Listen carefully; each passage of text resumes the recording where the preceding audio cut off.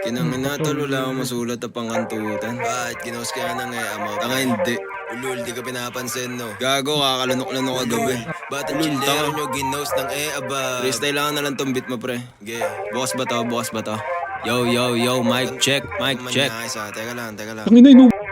Yeah, pwede kang tumawag kahit anong oras mo gusto. Kahit gaano pa kalayo ako ay magsusundo. Walang kung tamang galing sa akin, hinahanap-hanap mo. Walang ko pipiliin mo, di na kailangan pa mag-inimini-mini mo. Di ka na makahintay sa dala ko na smoke. Damahin yung bawat stroke habang chine-choke kita sa kamang malambot. Sobrang solid ng bayo, yung kipay umuutot na.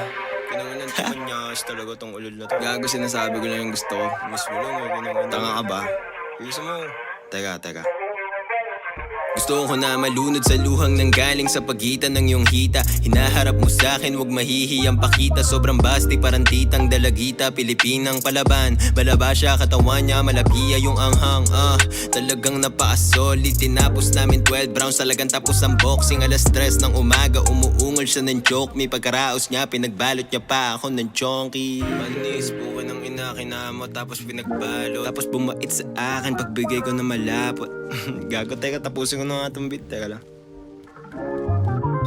She loves sucking on my dick. Every time she blows me, I know she'll never spit. Yeah, you bitch love it, I could tell she like it stiff. I'ma dig your bitch down till she falls asleep. She keeps on texting me and sending me some pussy pics. Parang si Batang Chilero nasa crucifix. Lumuluhod, pinapakita kanyang bag of tricks. Nang gigigil, nasisipat ko yung booty chicks.